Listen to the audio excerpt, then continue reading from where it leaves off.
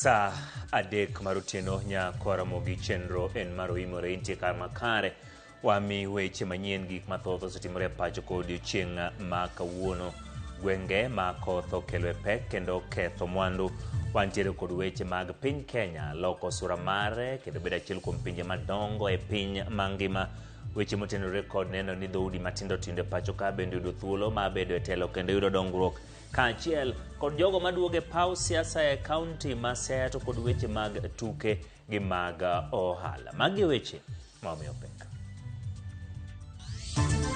Ka okochuna ahinya to kik yiedhi dhir mondo dhi e nam ka bende joma nie nam go one ni girwako life jacket kendo gibedo akicha ne weche mag kor lwasi kinde mag dhi. Familia ma ok tin ne 70 ninde koyo gi kodh yamo mapek mokelo ule gweng' ma Kaksingri Central ka jolupo bende med kwayo ni otangi yamo masani futo e nam.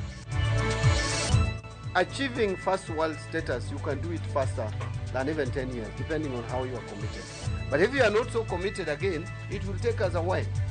So what we must demonstrate now is to believe in government first. Migao mar omenda John Mbadi wacho ni lek mar chopo rang'iny mar Singapore nyalore higni 10 ka jopiny onywako lwedo. Mundu matifo yangu ni kwan oganda jo Kenya masiro sirikal mar Broadbase omedore.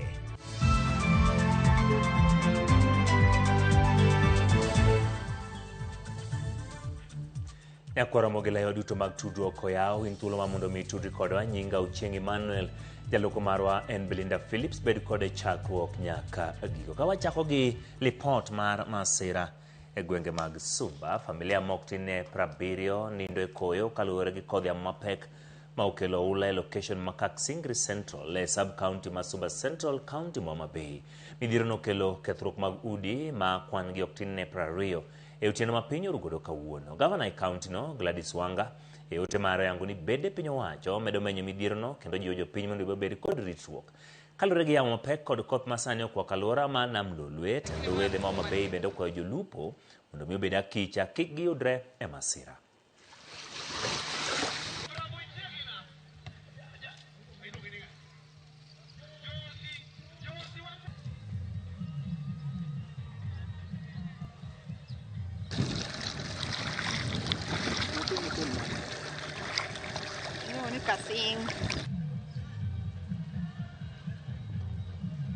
An gima wache ni kaka sani gisewacho ni Desemba ka yembe dhi kudho marach, yamo koth dhi bedo mang'eny kendo adieri wasechako neno ka gitimore.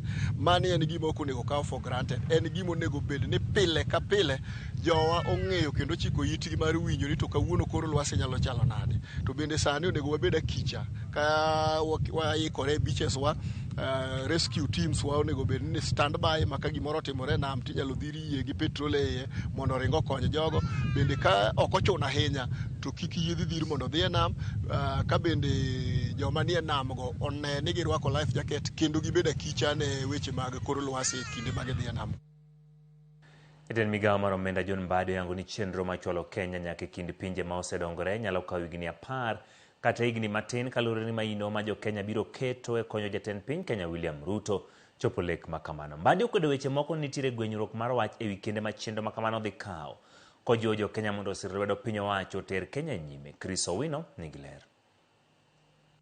E twak mare kod jofwamb weche, Mbadi onyiso joman kod kiawa e wi chenro makamano ni gidhi bedo kod wichkuot maduong' bang' piny Kenya goyo okang' kendo bedo kind pinje mosedongore e bwo higni machuok mabiro. This dream, it is about our commitment as a country. Let us for once believe that in ourselves. You put up positions and you want us to do things differently. And when we try to do things differently, then you want to remain at the same point. Because if someone is telling you, don't start in National Infrastructure Fund, how else do you want us to do our roads that is causing us problems? Chenro mar golo Kenya e chuodho kendo kete e taya en chenro ma osego kogno kod jolony ma wigi otimo jere kendo odhi chopo kare kalure kod John Mbadi. E kindeno, Mbadi olero ni onge gwenyruok moro amora e wi thuolo ma chenro makamano dhi kawo ka owacho ni onyalo kawo higni 10 kata higni matin 10 kalure kod mahino ma piny Kenya dhi keto. How fast we will achieve this depends on our commitment as a country. The president has a vision, and he has spoken to it. The government has a vision, which the president has elaborated, about 10 years. But you see, achieving first world status, you can do it faster than even 10 years, depending on how you are committed. But if you are not so committed again, it will take us a while. So what we must demonstrate now is to believe in government first. I know that believability has gone down. I don't know why. A lot of politics around. Even things that have worked, no one wants to accept they have worked. Mabiro bang' jatend piny William Ruto golo chung' mopogore ka eko machielo owacho ni dhi kawo Kenya higni 10 mar chopo e rang'iny mar pinje mosedongore ka eko machielo to owacho ni dhi kawo higni 30. What I'm saying is if we remain committed and we stay to the course and we allow this National Infrastructure Fund to be set, we avoid unnecessary litigation and unnecessary politics and saying things that we probably don't understand, where someone wakes up from his house and starts saying the prices of Safaricom should be 75. Another one talks about it was 45, yeah?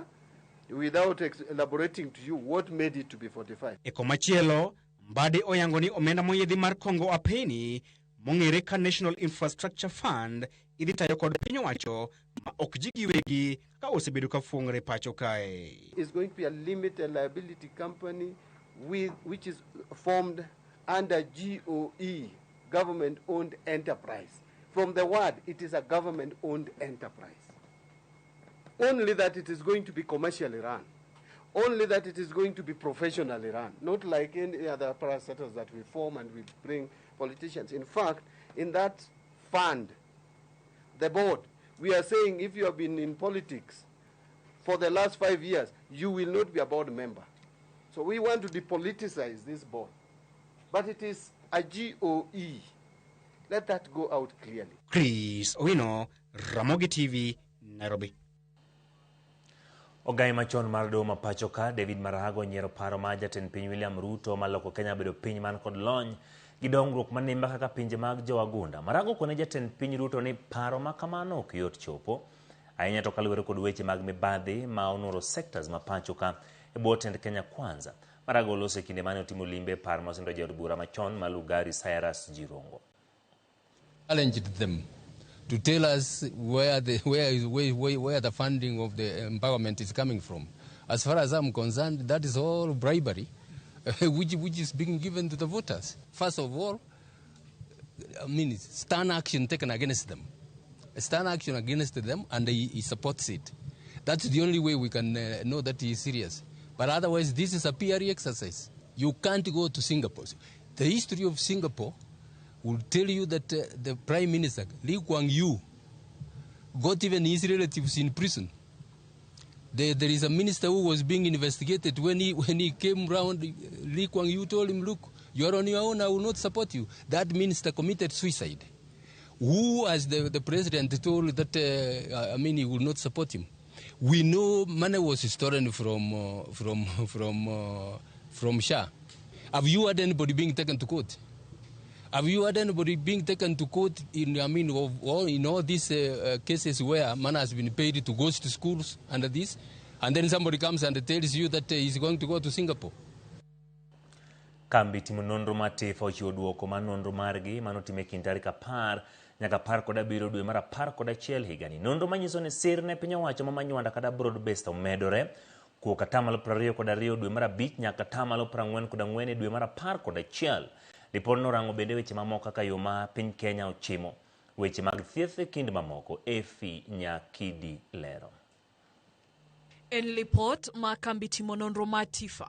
Lipot moketa yanga toka opacho ganda makwan giro malufario kod 53 e counties duto 47 mapachoka. Nonro ma lipot makamano notim kin tarik 10 nyaka tarik 17 dwe mar 11 higani kendo rango ni piny Kenya ochomo kanye yuto mar oganda chalo nade kod okenge ma piny Kenya osegoyo e weche mag thieth nyaka ne okumba mar SHA chak tich. Nonro no Matifa onyiso ni sirne sirkan manywanda kata broad based government omedore kin dweche 6 chakre 22 e dwe mar 5 nyaka 44 dwe mar 11. Kata kamano jogo ma ok sirkan manywanda ochopo 48 kipimo gi dwe mar 5 mane ni 54 ka dwe mar 8 kwanone ni malahinya gi atamalo 64. Biro mar sirkal manywanda nobedo tarik 7 dwe mar adek higani tok jatend piny William Ruto kod mosenindo Raila Odinga chwoyo kogone ogirimiti mane nyiso okenge 10 mabiro konyo yore dongruok ma pachoka. Ripodno Matifa bende orango chal mar Kenya kama oyangore ni atamalo 68 mar oganda paro ni piny Kenya okochomo yo mowinjore kendo okta makare kipimo gi atamalo 17 maparo ni Kenya itayo yono mowinjore. Gwenge ma masawa otele paro mar ni piny Kenya okta kaka owinjore gi atamalo 83 kiluwe machiegni gi gwenge ma Lower Eastern e atamalo 76 kaito gwenge ma Nairobi kod mago makadho wadh Chumbi gi atamalo 73 duto. Midhiero mapek ahinya ma oganda jo Kenya kadhe oting'o dhier, nok matije kod kech duto e atamalo 44. Mamoko gin kaka mibadhi gi atamalo 20, siasa marach kod rem yudo chenro mag thieth e kind mamoko. Higa chiel koro nyaka ne piny Kenya chak tiya yanga gi okumba manyien ma thieth ma SHA. Atamalo 55 kende mar oganda jo Kenya ema osendikore ne okumba makamano ka atamalo 56 osetemo yudo thieth kokadho okumba ma SHA. Piny Kenya nodar kowuok e okumba machon mar thieth mar NHIF kendo chiwo thuolo mar chako tich gi SHA tarik 1 dwe mar 10 higa 2024. Kaluwore gi tend Tifa, pod nitie dwaro mar timo nonro matut mar fwenyo pogruok e kind oganda jo Kenya mosendikore ne okumba mar SHA kod mago mapok ondikore mayudo thieth kokadho okumba no. Bende kaluwore gi paro ma jatend piny William Ruto chwalo piny Kenya e rang'iny pinje mosedongore.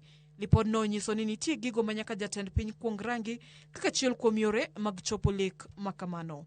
Efinya Kidi, Ramogi TV, Nairobi. Biro chuno mondo mi piny owacho mamalo kod mago mag counties ketenge kombe mag telo ne oganda mawuok e dhoudi matindo e pacho kaka yorno ni gin bende onywandgi e telo. Moyangi jatend piny Kenya William Ruto e nyasi mar hingo oganda radialogi mawuok e dhoudi matindo kama yango ni piny owacho dhi chugo duol marango weche dhoudi matindo Katon Jener omiteko mar goro chike ma biro tayogi. Lidio Keyo nigi ler. Higni 33 mokadho, riwruok mar piny mangima United Nations nochugo odiochieng' mar dialo dhoudi matindo e piny mangima. Nyasi mar dialo oganda gi nobagi mokwongo e pachoka higa mar 2023 kaka wuono ne en tielo mar adek mar nyasi makamano. Jatend piny Kenya William Ruto yango ni apise sirikal mamalo kod mago mag counties biro keto tenge kombe mag telo ne oganda maya dhoudi matindo kaka yor nywandogi e telo kendo kedo gi akwede mosebedo kani ni thurka. Tuwe na sheria ambayo sasa italazimu kila wizara, kila department, hata county governments, vile wale wachache minorities na marginalized watajumuishwa katika uongozi na katika mipango ya serikali ya Kenya. If the only plan you are walking around with is how to share a non-existent government, I don't know, 40% to this character, 20% to that character. Kwani nyinyi mnafikiri sisi ni wajinga kiasi gani? Ati serikali ni yenu, watu mmeketi chini kwa hoteli watu 10. Ati mtagawa serikali na sisi mamilioni hawa, serikali yetu iko wapi? Kaka yorno ni weche mamulo ngima gi orangi makare, jatend piny oyango ni sirikal dhi chugo kuku mabiro rango weche oganda go ka bende ogolo chik mondo mi Aton Jener ogol chike mabiro taogi. The policy establishes a minorities and marginalized communities directorate as a central coordinating unit and provides for the creation of a national council for ethnic minorities and marginalized communities through legislation. Bende oyango ni piny owacho biro chugo skunde ma isedogo ne nyithindo oganda masedo gi jamni kaka yorneno ne nyithindgi osomo. Bende ibiro ketenge $500,000 ma siro sombgi kod $200,000 ma ibiro tigo e gero skunde makuondego. Kuanzia sasa tutaweka hazina maalum ya milioni 500 kila mwaka ya kusaidia watoto kutoka jamii ya wachache. Vile vile nomadic schools itawafuata watoto wa wale ambao ni wachungaji ama wale ambao ni nomads, ndio tuhakikishe ya kwamba wakati wanaendelea na maisha yao watoto wao wasikose nafasi ya kusoma. Kaka yor neno ni oganda go kodong chien chenro mag thieth, oganda maromo 200,000 ibichulnegi okumba mar thieth mar SHA, kabende ibiro ketnegi doho ma isedogo mabiro konyo e yalo buchegi. Hebu nione wala anasema tuko tayari katika hiyo mpango. Nyasi makamano kelo kanyakla jotelo mamalo kod mago maya e koro gwenge mapachoka maromo 5,000 mane ochope kar jotend jatend piny Kenya e boma ma Nairobi ne nyasi makamano. Lydia Oke, Oramogi TV, Nairobi. EACC oyudo puoth mar doho mar geng'o chudo mar shillings bilion 6.6 kik dhi ne kembe moko kawuok NYS. EACC yande odhi e doho ka tudo kembe gi mibadhi kendo ni ok owinjore chulgi nikech mibadhi mitudogigo ma oriwo tiyo kod obok mabandia yudo rak kod bedo ni ne ok gichwalo mwandu mane owinjore bed ni gichwalo ne NYS. Cynthia Onyango miyo ler. Duol makedo gi mibadhi e pachoka EACC ne ochwalo kwayo e nyim doho kadwaro ni kik yiene akulu mar bad migawo mar NYS lo maromo omenda bilion 6.1 ne kembe ma itudo gi mibadhi mar kaka ne giyudo rage kod ni moko ne ok ochwalo mwandu mane owinjore gichwal kaluwore gi orak mane omigi. Kaluwore gi EACC, kembego gin Schoolwork Enterprises, News Tool Mart Trading, Ratego Technologies, Real Tool Trading, Cop Tool Trading, Horizon Limited, Leaselink General Supplies, Link General, Jimchair Enterprise Limited, kod Tyson Limited. Jogo ma itudo gi kembego gin kaka Ben Gedhi Wangui, Elizabeth Wangeshi Ngugi kod Susan Nyambura e kind mamoko. EACC lero ni ne gichako nonro bang' yudo ripot ka owuok ka jatend migawo mar chenro mag jopiny kod weche kit chwech ka ripot makamano ne en manyiso to ewi chudo ma kembego bandho NYS. Nonro mar EACC ne oyango ni kembego 6 ne ochiwo barupe mag nyiewo kata LPO 277, oboke mamoko manyiso ni mwandu ne ochiw, kendo gowi mane owinjo chulgi ne romo shillings bilion 6, milion 167 797,655. Kembego wacho ni ne gichwalo mwandu ne NYS e kind hik omenda mar 2013 nyaka 24 kod hik omenda mar 2015 nyaka 16. Nonro mar joked gi mibadhi lero ni apisas moko mag NYS ne otudore gi weg kembego e tiyo gi obok mabandia kata obedo ni mwandu to ne ok ochwal ne NYS. Mibadhi mamoko ma EACC otemo yango e oboke makamago oriwo koda ka riside mabandia, sei ma ogoye tok chik, oboke mag LPO kod mago mag S13 mathothgi ne gin mabandia, ka bende oyangore ni 248 kuomgi ne ok ochapi gi apis mar sirikal magoyo chapa. Moko bende ne onge kod sei mar jata chenro mar omenda ma bende ong'ere kaka accountant kaluwore gi dwaro mar chik. Duolno wacho ni kod adieri ni mibadhi ne obedo kendo mwandu ne ok ochwal ne NYS. Ka ewi mano bende giseyo jata tije mar weche omenda ka NYS mano Samuel Mundanyi Washenje ka itude gi tiyo marach gi apis mare kuom goyo sei e riside 245 mag LPO e kind riside 277 kata obedo ni ne ong'eyo ni gin manigi mibadhi. Gie sani doho yie kwayo mar EACC mar chungo chudogo nyaka tiek winj burano makwedo kang' mar chulo kembego. Cynthia Onyango, Ramogi TV. Jang'ad bura mar doho mamalo mogik mosenindo Mohamed Ibrahim noiki kawuono e kar riko oganda ma Kariakoo e buore Nairobi. Mohamed nyotho nyoro bang' tuore kuom kinde machuok maneno gai mar kinde mokalo. David Maraga kod jotelo mamoko noriwo jatelo machon kamoro jatelo machon ma migawo ma jotije Justin Muturi ne ochopo nyasi marik mare. Gipong' mosenindo Ibrahim kaka jago mane tiyo tije ma bende ne ong'ere kendo ne ok onindo nyakonchiel.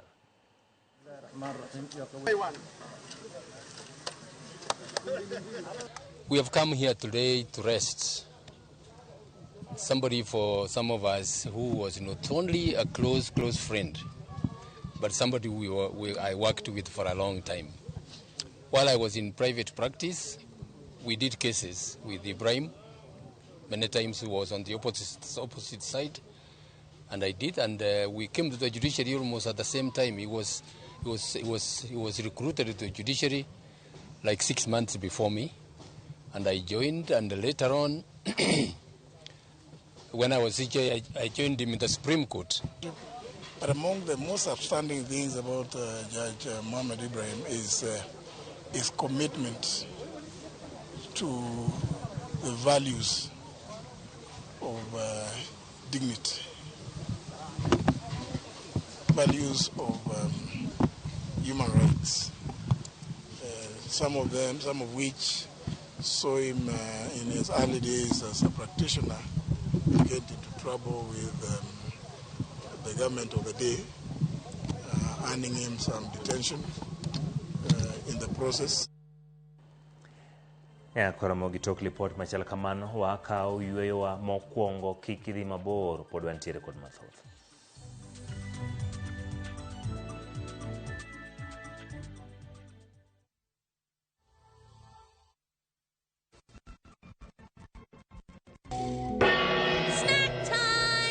Brought the macaroni. This festive season, let your kids make merry with some kids entertainment on Viusasa. And it's lots of fun. From Hummingbird Tales to the DIY episode in Bumblebees. I love my slime. And some farming lessons in Little Farmers. What's black pepper in Uganda? Kamulali or Mudagavu? What? To the action-packed Kong Kong land. Oh yes! Watch these plus many more kids' content only on Viusasa.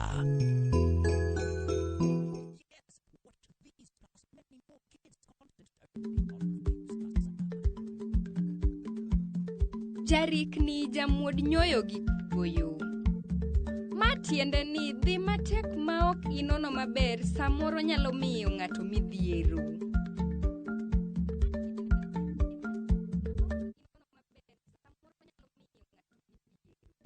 Teke na Wigo Boda. Chanua Jam, fika on time at the lowest charges in town. Va helmet and ride in style. Ni safi, ni safe, na ni easy kwa mfuko yako. Wigo, your trusted ride. Download the app now. Ama SMS Wigo to 20425. You'll fike right on time. Wigo, your trusted ride.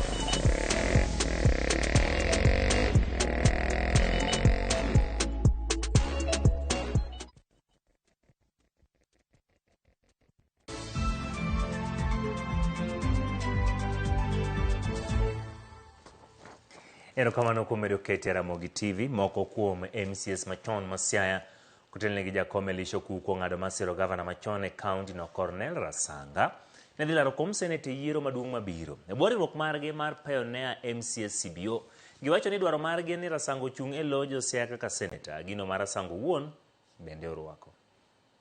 Wan kaka joma notiyo gi Rasanga ng'ama wase test, ng'ama wasebedo go machiegni mano watiyogo mwanyalo endorse ni kaber to nego dhi legislate kendo oversight gik ma Siaya en Cornel Rasanga makamoth.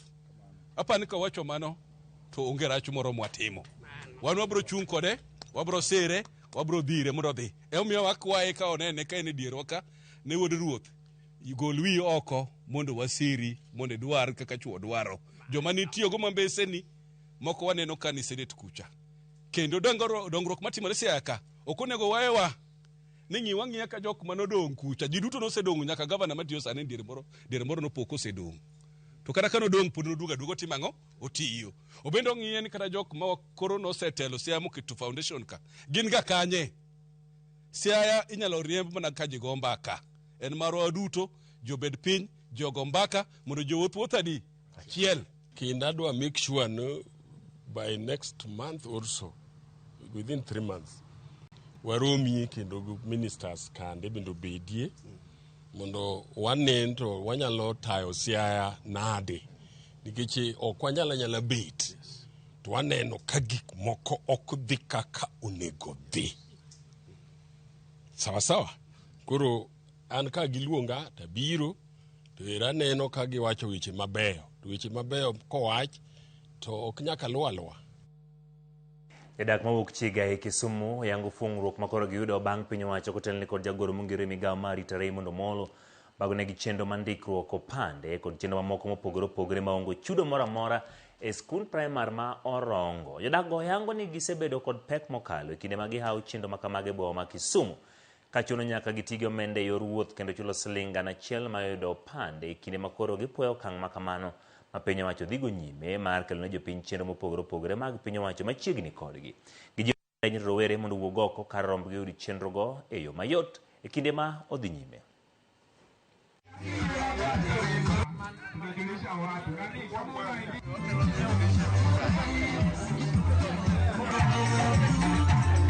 Otimo ng'wono mokelonwa gigo nono. Kawuono wakao adhara ka chieng' rieny.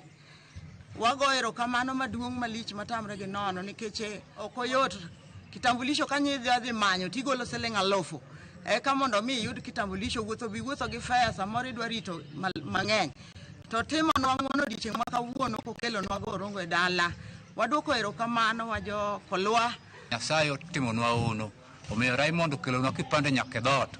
Kanyo doko erokamano kaka wan kijende Morongo. Kanyo doko erokamano ahinya. Owetewa pok okawo kura gi kipande nyalo biro mondo yude. Ne mine ma maybe samoro kipande gi nolal to ginyal yudo thuolo mar dhi. Wago erokamano kuom timonwa kamano. Nyasaye mondo gwedhi, omed gwedhi mang'eny. Tend riwruok jotich mbalariany ma UASU bade mbalariany ma Nairobi okwedo lendo manyien ma piny owacho nyotimo ne thuolo mag telo e tat somono. Kotelni kod jagoro margi Laktar Maloba Wekesa nitiere chenro mopondo mar dwaro loko tend mbalariany no gi agoko. Kagilero ni thuolo go noselandi kendo chenro duto nosetim kaka dwarore. Kaka Simfros Okinda lero, UASU ogolo siem ne piny owacho mondo kik we chenro mag tat somono rochre wirani telo marach. Mbalariany ma Nairobi osebedo kod midhiero mapek higani duto kalore kod ywaruok ewi telo mare chakre ni chungi tich mane en jalup chancellor mbalariany no Ngire Stephen Kiama e giko higa mokalo. Tipo mag ywaruok makamano pod chieno mbalariany no manyaka kawuono pok oyudo jotelo e yo mongirore. The University of Nairobi is still paying a really heavy steep price for the shambolic mess that the former University Council left us. And we want to thank the Cabinet Secretary, Minister of Education, Honorable Migos Ogamba, for dispensing with that council and giving us a new council. Lendo mar lemo mag jalup chancellor kod jolup ne chakruok mar dweni nenore chako chiego adhola manyocha poko chango ka jotije gi penjo gimomiyo thuolo ma moko owe oko. Just 2 days ago, the council moved to advertise in the national newspapers the position of vice chancellor, which has remained in acting capacity for over a year, the office of deputy vice chancellor academic affairs, and the office of the deputy vice chancellor finance, planning and development. However, glaringly missing in these advertisements was the position of Deputy Vice Chancellor, Human Resources. Ewi mano jotije gi chechni nitiere paro mar yiero jotelo moko chwiny ka gidwaro ng'eyo gimomiyo nuo lendo makamano kata obedo ni lendo no nosetime kor higani kendo nitiere joma nowal ne thuolo makamago. The recruitment of a VC for this university had gone through all the motions, and 3 professors were shortlisted for appointment, any of which could have taken up the position if granted that opportunity by the appointing authority. We know this happened in June. That is about 6-7 months ago. Kamano bende giywak ni achudhe mani kod dwaro mar kwalo mwandu mbalariany no duogo nyaka kod joma nochungie tich ewi bedo gi obok mag somo mabandia. We keep running away from where charlatans with questionable academic credentials roamed and reigned supreme at the University of Nairobi. They are long gone. And we are sounding a warning because those charlatans seem to be making some way of coming back here at the university. And we are telling them right here today, it's a clear no. You are not welcome. How can you have people with fake papers working at the University of Nairobi, where we train people? We issue certificates, we issue degrees and up to PhD and beyond. And then you have a worker in the same university with fake papers? It is a travesty. It's an abuse. It's an insult to this big institution. Let it happen elsewhere. Yoro mbalariany ma Nairobi senuro tat somono ahinya kalore kod telo ma wethweth mibadhi kod nok mar omenda kakoro jotije go wacho ni poni lokruok ok obedi to mbalariany no biro podho mana kaka mamoko. Simfros Okinda, Ramogi TV. Riwruog jopuonj Kuppet koro oseo duol mandiko jopuonj tich TSC ni yore mchopo kare singo mane ochiwne gi jatend piny Kenya William Ruto. Singo go mane jatend piny ochiwe dwe mar 9 kinde romo gi jopuonj go ne oriwo medo jopuonj ma kwan go 50,000 lemo, ndiko jopuonj ma jopuonjre interns 20,000 kind mamoko. Jatend Kuppet oloso e gwenge ma Naivasha.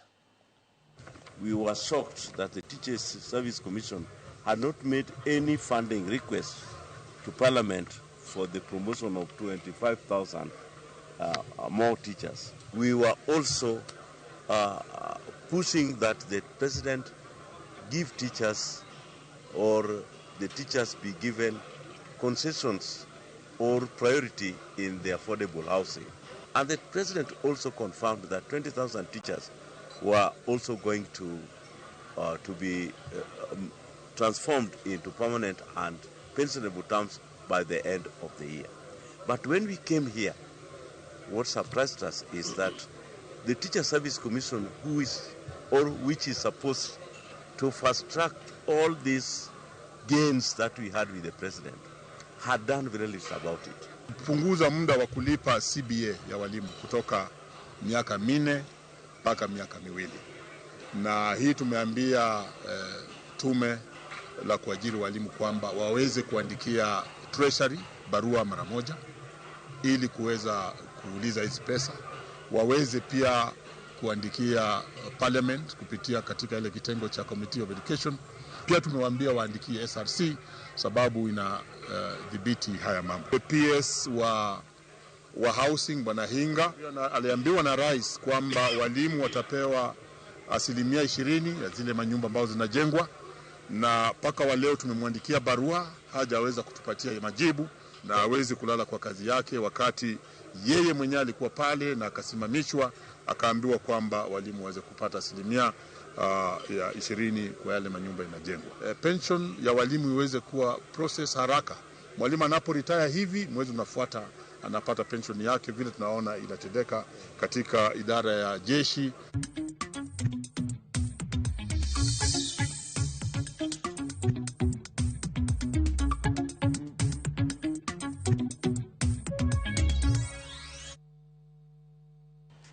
Weche mag ohala jokenre aluora e kaunti wa Migori dwaro mondo piny owacho konyo oganda mondo oyud teko maler mano clean energy. Mondo lek ma piny mangima mane oni oganda duto tiyo kod teko maler koromo higa ma 2030 chop kare. Jafwambo marwa Jojuma ne oler. Seche ma piny Kenya kod pinje mamoko dhi nyime kod ng'wech mar neno ni koro oganda koro tiyo kod teko maler kata clean energy ka oromo higa ma 2030, oganda ma oting'o jogo makelo rogo mag aluora wach ni teko maler pod ok yudre mayot ka nengo bende koro pod ni malo. Lipot mong'ere kaka Migori County Geospatial Plan mar kind higa mag 2020 kod higa mag 2030 yango ni maromo 71% mag oganda e kaunti ma Migori pod tiyo kod yien e tedo, ka maromo 17% bende tiyo kod makaa e tedo. Yore teko ariyogi gin mago matiyo kod lokruok mar kor lwasi. Government oketo maino mar environment nikech environment no ene mokonyowa mang'eny ahinya.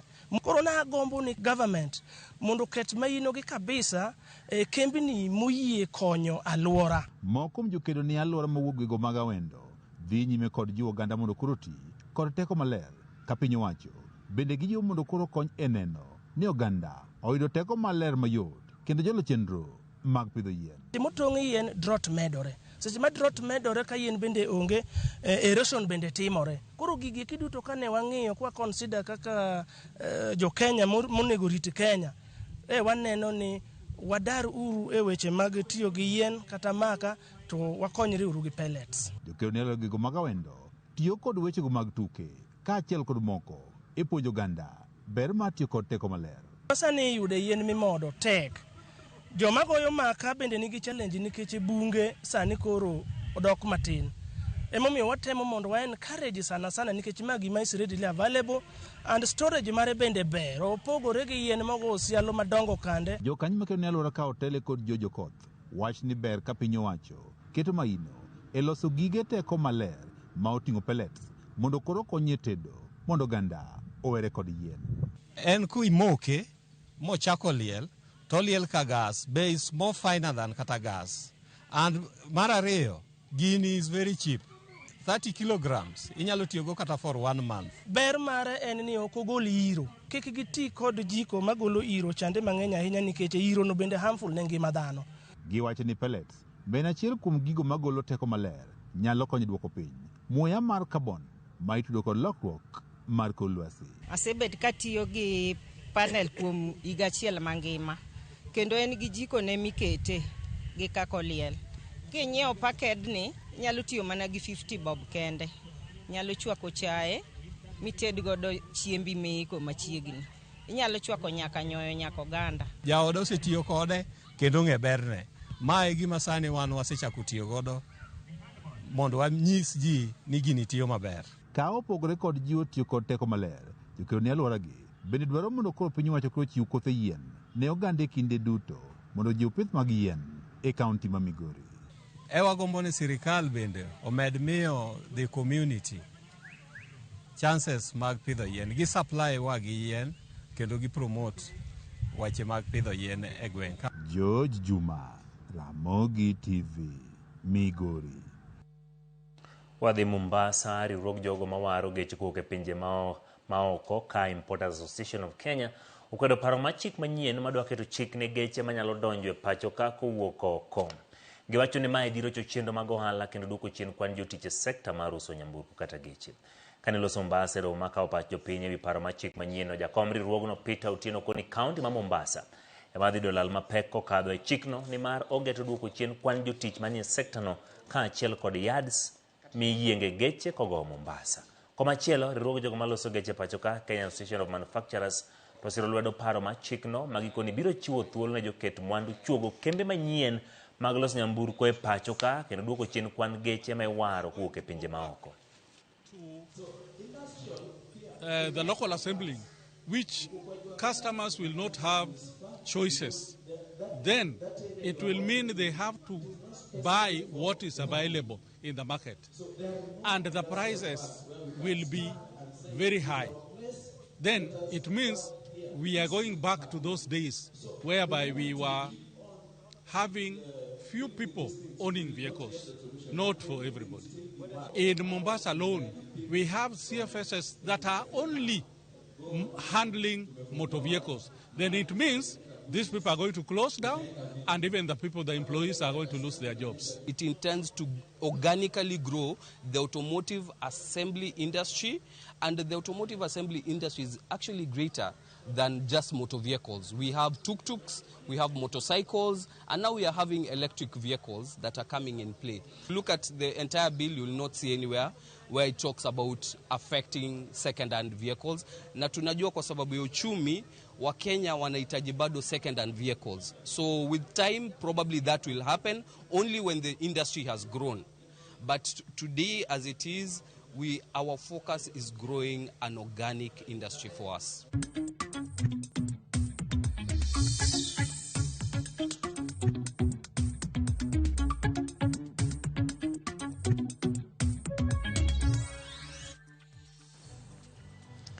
Koromogi tok lipot mar weche mag ohala obedo kawa yweyo. Kata kamano kapok wadhi e yweyo, nitie jok mabende no achiel kachiel. Kamano Austin Amimo iwacho ni amos ni miyo mopako PS kabisa, iluonge ni min siko, entiere Alendu Dale. Kamano Austin Amimo Bondo kuom ote machal kamano. Eno bende ayudo kaendi.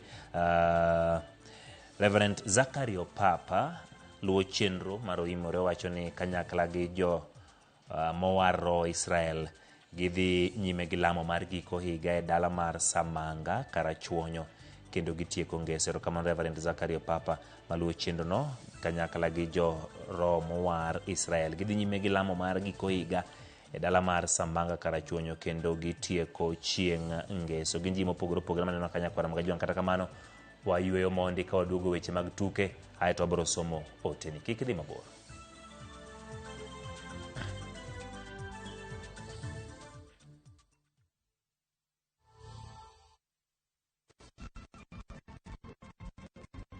Are you a Kenya government civil servant na uko na emergency? Usijibox kwa noma. Borrowing on MyMobi has never been easier. Simply register, apply, approve, and get your cash in minutes. Dial *531# and get up to 20,000 shillings to sort your emergency and pay from your next payslip. No paperwork, no drama. Ni wewe tu na simu yako. With My Mobi, now you're in control.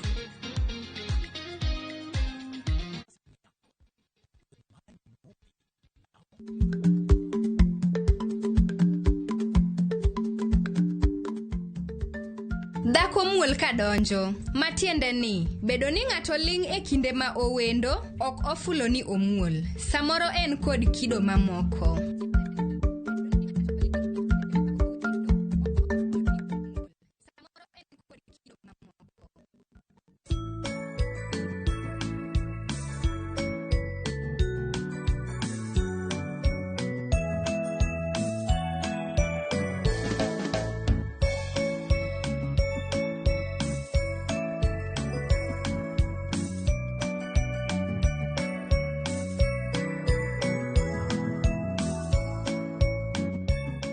Dial *860*413# to get Jingle Bells as your skiza tune.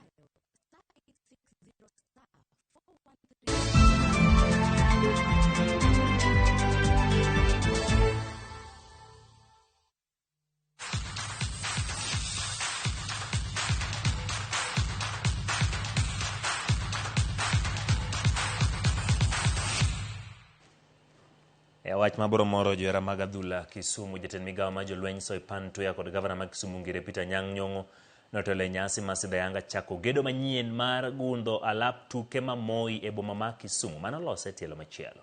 Alap tuke no madhi ting'o ji gana 10 gidro ni dhi bedo mar nyadhi kendo ting'o malo were mag joma tindo kaachiel gi bero dongruok mag ohala kod uchumi e kaunti ma Kisumu. Gavana Nyong'o yango ber loso pauno kendo mwacho ni osegolo thundi madongo e sekta mag tuke. Jatend migawo Soipan wacho ni alap tuke no idhi gere rang'iny mar FIFA kod riwruog tuke e pinje Afrika CAF.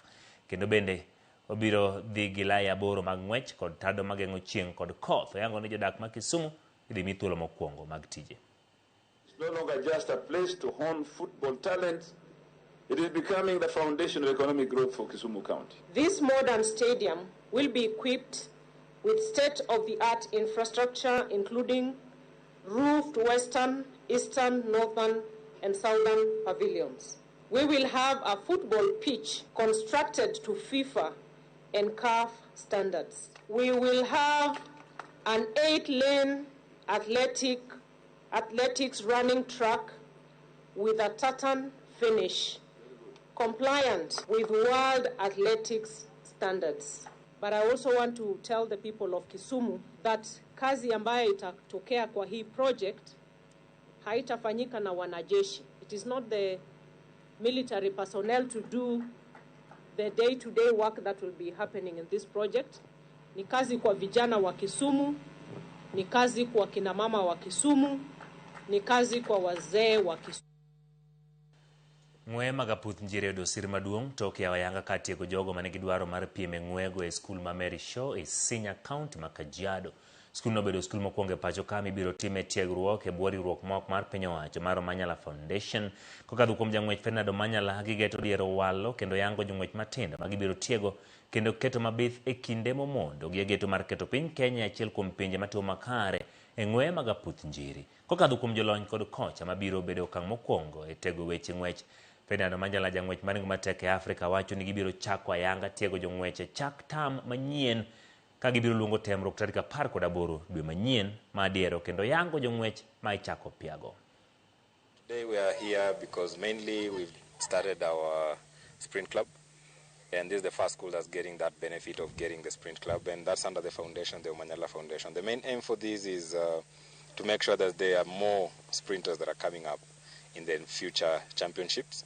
I don't want to leave a gap. That was the essence of me coming up with a sprint club, and I'm happy that Mary Shaw took this as an opportunity as well for this club to grow and recruit as many sprinters as we can from here and give them a pathway for their careers going forward. Timba dhula ma Manchester City biro rakore kod team mar Newcastle e nus finals mag tugo ma Carabao. Tokne leo Brentford gonde 2-0 e tugo ma quarter finals mano bagi alap ma Etihad. Chelsea rito jal mabiro leo quarter e kind Arsenal gi Crystal Palace tugo mitugo juma